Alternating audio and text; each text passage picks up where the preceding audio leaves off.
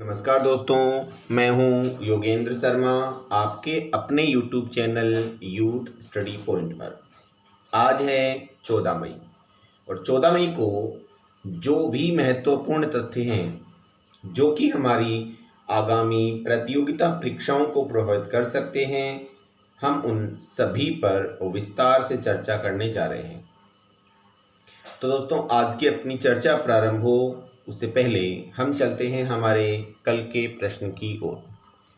अपना कल का प्रश्न था, सुंदर वन में बाघों की संख्या बढ़कर 96 हो गई है। आपको ये बताना था कि यह किस राज्य में स्थित है, अर्थात सुंदर वन किस राज्य में है। झारखंड, पश्चिमी बंगाल, असम और केरल। तो इसका सही उत्तर था पश्चिमी बंगाल। इसे सुंदरवन इसलिए कहा जाता है क्योंकि वहां पर सुंदरी नामक विशेष पेड़ पाए जाते हैं। अब हम चलते हैं हमारी आज की चर्चा की ओर। यदि आपको ये वीडियो अच्छा लगे तो दोस्तों इसको लाइक जरूर करना और जिन्होंने सब्सक्राइब नहीं किया है वो सब्सक्राइब भी कर लें। अब हम चलते हैं हमारे पहले प्रश्न की ओर। पहला प्रश्न है, चेचक पर किसके द्वारा स्मारक डाक टिकट जारी की गई है। वो विकल्प हैं WHO, यूनिसेफ, संयुक्त राष्ट्र संघ या इनमें से कोई भी नहीं। तो इसका सही उत्तर है वो है WHO अर्थात विश्व स्वास्थ्य संगठन। विश्व स्वास्थ्य संगठन ने पोस्टल एजेंसी से मिलकर यानी संयुक्त राष्ट्र संघ की UNPA पोस्टल एजेंसी से मिलकर यह स्मारक डाक टिकट जारी किया है। इसकी डिजाइन UNPA के ही सर्जियो बाराडार के द्वारा डिजाइन की गई है। मई 1980 में जब WHO की 33वीं विश्व स्वास्थ्य सभा आयोजित की गई थी, उसी में विश्व को चेचक मुक्त घोषित कर दिया गया था, जिसकी इस वर्ष 40वीं वर्षगांठ है और इसी 40वीं वर्षगांठ के उपलक्ष्य पर डाक टिकट जारी की गई है। इसके बाद चलते हैं हम हमारे आज के दूसरे प्रश्न की ओर। दूसरा प्रश्न है, वैश्विक ऊर्जा की समीक्षा 2020 नामक रिपोर्ट किसके द्वारा जारी की गई है। ऑप्शन हैं, अंतरराष्ट्रीय ऊर्जा एजेंसी, अंतरराष्ट्रीय मानक ब्यूरो, अंतरराष्ट्रीय उद्योग परिषद या निम्न में से कोई भी नहीं। तो दोस्तों सही उत्तर है अंतरराष्ट्रीय ऊर्जा एजेंसी यानी 1 नंबर IEA, जिसकी स्थापना 1974 ईस्वी में पेरिस में हुई थी। जब 1973-74 में तेल के भंडारण की समस्या आई थी तो उस तेल संकट के कारण ही ऊर्जा एजेंसी की स्थापना की गई थी। उसके बाद है तीसरा प्रश्न। अपना तीसरा प्रश्न है, किस देश ने परिवहन के क्षेत्र में वंस इन ए जनरेशन की घोषणा की है।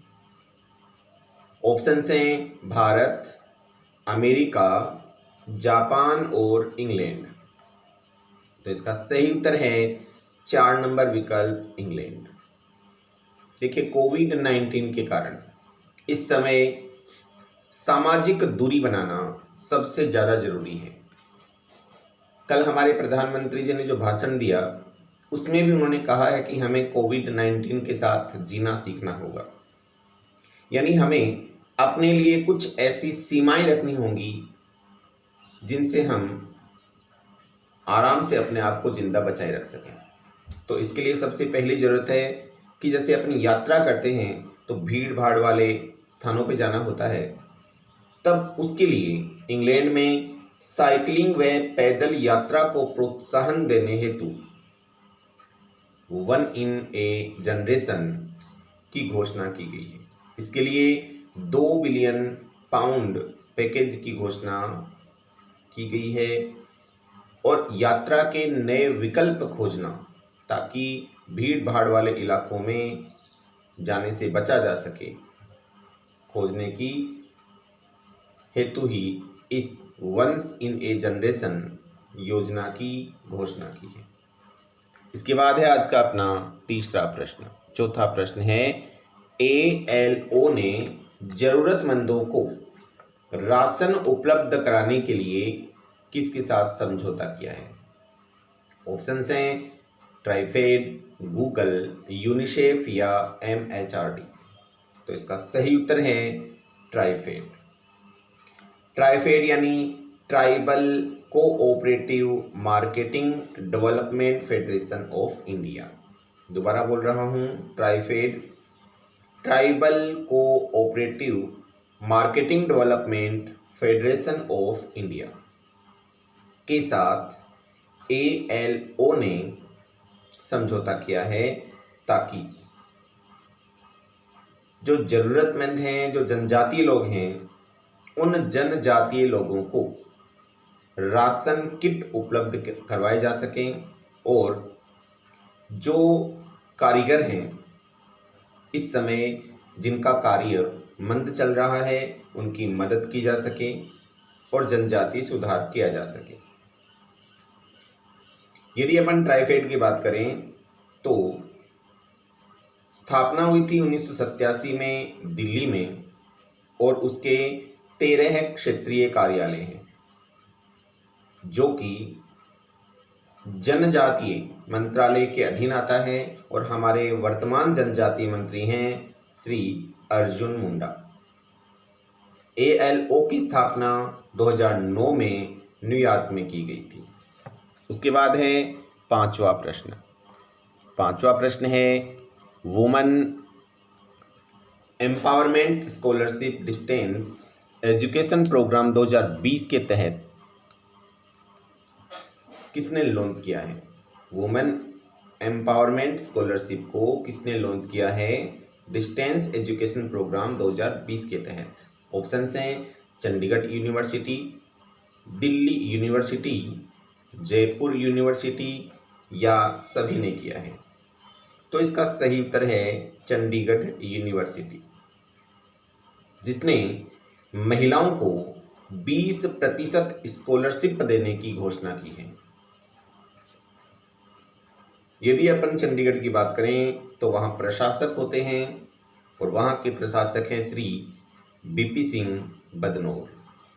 उसके बाद है छठा प्रश्न। छठा प्रश्न है, FIR आपके द्वार योजना किस राज्य के द्वारा शुरू की गई है? राजस्थान, बिहार, मध्य प्रदेश या उड़ीसा? तो सही उत्तर है मध्य प्रदेश।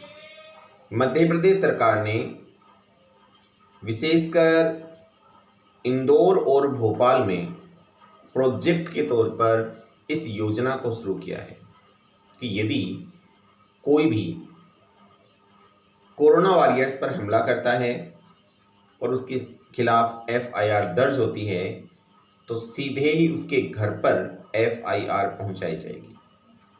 इसी प्रकार की योजना उत्तर प्रदेश में भी लागू कर दी गई है जो FIR को सीधे उनके घर पे ही पहुंचा रहे हैं।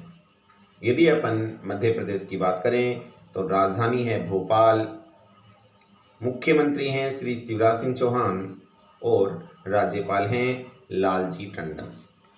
इसके अलावा मध्य प्रदेश सरकार ने कौन कौन सी योजनाएं हाल ही में नई लागू की हैं, लगभग मैंने 5 से 6 बार आपके सामने रिवीज की हैं। आज आप करेंगे मध्य प्रदेश सरकार ने कौन सी योजनाएं हाल ही में लागू की हैं, आपको क्रमबद्ध लिखकर भेजना है। यानी कमेंट बॉक्स में आपको ये लिख के भेजना है कि मध्य प्रदेश ने कौन सी नई योजनाएं शुरू की गई हैं। उसके बाद है आज का अपना सातवां प्रश्न। सातवां प्रश्न दोस्तों, राशन कार्ड को आधार कार्ड से जोड़ने की अवधि बढ़ाकर अब क्या कर दी गई है? मई 2020, जुलाई 2020, अगस्त 2020 या सितंबर 2020? तो इसका सही उत्तर है सितंबर 2020। लेकिन तब तक यदि मशीन के द्वारा उसका वेरिफिकेशन नहीं होता है तो भी उसे राशन दिया जाएगा, ये भी साथ में घोषणा की गई है। उसके बाद है आठवां प्रश्न। आठवां प्रश्न है फेड कप हर्ट अवार्ड किसके द्वारा प्राप्त किया गया है? ऑप्शंस हैं सानिया मिर्जा, पीवी सिंधु, रोहित शर्मा या विराट कोहली। तो इसका सही उत्तर है सानिया मिर्जा। सानिया मिर्जा पहली खिलाड़ी हैं जिन्होंने, या पहली महिला हैं जिन्होंने भारत के लिए यह अवार्ड जीता है, Fed Cup award, Fed Cup heart award. यह एक वार्षिक प्रतियोगिता होती है जो इंटरनेशनल स्तर पे होती है और इससे प्राप्त $2000 सानिया मिर्जा ने तेलंगाना सरकार को भेंट किए हैं। इसके बाद है अपना नवा प्रश्न। नवा प्रश्न है भारत में गूगल क्लाउड के उपाध्यक्ष कौन बनाए गए हैं? अनिल भंसाली, रमेश सिंह, संजय बदनोर या अमिताभ सिंह?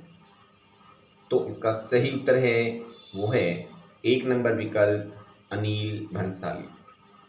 आपको ध्यान होगा उससे पहले अध्यक्ष करण बाजवा को बनाया गया था। मार्च में ही अध्यक्ष बनाए गए थे करण बाजवा और अब उपाध्यक्ष बनाए गए हैं अनिल भंसाली, जो कि पहले माइक्रोसॉफ्ट में कार्यरत थे। अब माइक्रोसॉफ्ट से गूगल में आए हैं और इन्हें उपाध्यक्ष गूगल क्लाउड का बनाया गया है। उसके बाद है 10वां प्रश्न। नॉन इन्वेसिव बाईपैप वेंटिलेटर का क्या नाम रखा गया है? प्रश्न दोबारा देख लीजिएगा। प्रश्न है नॉन इन्वेसिव बाईपैप वेंटिलेटर को क्या नाम दिया गया है जो कि राष्ट्रीय एरोस्पेस प्रयोगशाला द्वारा हाल ही में विकसित किया गया है। ऑप्शंस हैं स्वस्थ वायु, स्वस्थ हवा, स्वस्थ समीर, स्वस्थ बयार। तो सही उत्तर है स्वस्थ वायु। इसे राष्ट्रीय एरोस्पेस प्रयोगशाला द्वारा विकसित किया गया है जो कि CSIR council of scientific and industrial research के द्वारा तैयार किया गया है, जिसकी स्थापना 1942 ईस्वी में दिल्ली में हुई थी और जिसके वर्तमान गवर्नर हैं जी सतीश रेड्डी। मात्र 36 दिन में ही नॉन इन्वेसिव बीपैप को विकसित किया गया है। उसके बाद है आज का अपना 11वां प्रश्न। 11वां प्रश्न है भारतीय पैरा ओलंपिक समिति के अध्यक्ष कौन बने हैं? दीपा मलिक, सानिया मिर्जा, कपिल देव या इसमें से कोई नहीं? तो इसका सही उत्तर है दीपा मलिक। दीपा मलिक ने इस पद की प्राप्ति करने हेतु हाल ही में अपने खेल से संन्यास की घोषणा की थी। यदि अपन दीपा मलिक की बात करें तो 1999 ईस्वी में वो लकवाग्रस्त हो गई थी। फिर 2016 में गोला फेंक प्रतियोगिता अर्थात शॉट पुट प्रतियोगिता में रजत पदक जीता था अंतर्राष्ट्रीय स्तर पर, और अंतर्राष्ट्रीय स्तर पर पैरा ओलंपिक खेलों में पदक जीतने वाली पहली महिला बनी थी। 2019 में इन्हें भारत का सबसे बड़ा राष्ट्रीय खेल पुरस्कार राजीव गांधी खेल रत्न पुरस्कार दिया गया था। अब इन्हें PCI अर्थात भारतीय पैरा ओलंपिक समिति की अध्यक्ष बनाई गई है। उसके बाद है आज का अपना 12वां प्रश्न। 12वां प्रश्न है, कृषि मंत्रालय के लक्ष्य के अनुसार 15 मई से पहले कितनी मंडियों को ई नाम से जोड़ा जाएगा? ऑप्शन हैं 1000, 1500, 900 या 1900। सही उत्तर है 1 नंबर विकल्प 1000। आपको ध्यान होगा कल हमने बात की थी कि 117 नई मंडियों को ई नाम से जोड़ा गया और टोटल 962 हो गई थी, जबकि लक्ष्य रखा गया है 15 मई से पहले तक का 1000। हमारे वर्तमान कृषि मंत्री हैं श्री राधा मोहन सिंह। ई नाम के माध्यम से इन मंडियों में 150 वस्तुओं का कारोबार किया जा रहा है। उसके बाद है 13वां प्रश्न। 13वां प्रश्न है, उड़ीसा के केंद्रीय विश्वविद्यालय के छात्रों के लिए शुरू किए गए हेल्पलाइन को क्या नाम दिया गया है, जिसे हाल ही में हमारे मंत्री, जिसको आप मानव संसाधन मंत्री के नाम से जानते हैं, रमेश पोखरियाल निशंक ने शुरू किया है? भरोसा, जिज्ञासा, आशीर्वाद या त्वरित? तो इसका सही उत्तर है भरोसा। उड़ीसा के केंद्रीय विश्वविद्यालय में क्योंकि इसे प्रारंभ किया गया है तो हम उड़ीसा के बारे में जान लें। उड़ीसा की राजधानी है भुवनेश्वर। मुख्यमंत्री हैं श्री नवीन पटनायक और राज्यपाल हैं गणेशी लाल। और इसको लॉन्च किया है हमारे केंद्रीय मानव संसाधन मंत्री श्री रमेश पोखरियाल निशंक के द्वारा। उसके बाद है 14वां प्रश्न। फोर्ब्स की सूची के अनुसार किस भारतीय ने सर्वाधिक दान किया है? ऑप्शन हैं अक्षय कुमार, मुकेश अंबानी, अजीज प्रेमजी या बाबा रामदेव। तो सही उत्तर है 3 नंबर विकल्प अजीज प्रेमजी। अजीज प्रेमजी ने 1000 करोड़ रुपए का दान किया है, जो कि विश्व में तीसरा सबसे बड़ा दान है। यानी विश्व में तीसरे नंबर पे सबसे ज्यादा दान देने वालों में हैं श्री अजीज प्रेमजी। उसके बाद है अपना 15वां प्रश्न। 15वां प्रश्न है, चैंपियंस पोर्टल की शुरुआत हाल ही में किसके द्वारा की गई है? MSME मंत्रालय के द्वारा, रक्षा मंत्रालय के द्वारा, और विदेश मंत्रालय के द्वारा या सड़क व परिवहन मंत्रालय के द्वारा? तो इसका सही उत्तर है 1 नंबर MSME अर्थात सूक्ष्म लघु और मध्यम उद्यम मंत्रालय के द्वारा। आपको ध्यान होगा उससे पहले MSME मंत्रालय के द्वारा बैंक ऑफ SIRR पोर्टल को भी लॉन्च किया गया था और नागरिक उड्डयन मंत्रालय के द्वारा गरुड़ पोर्टल को भी लॉन्च किया गया था। अब है आज का अपना विशेष प्रश्न, जिसका उत्तर आपको कमेंट बॉक्स में लिखना है।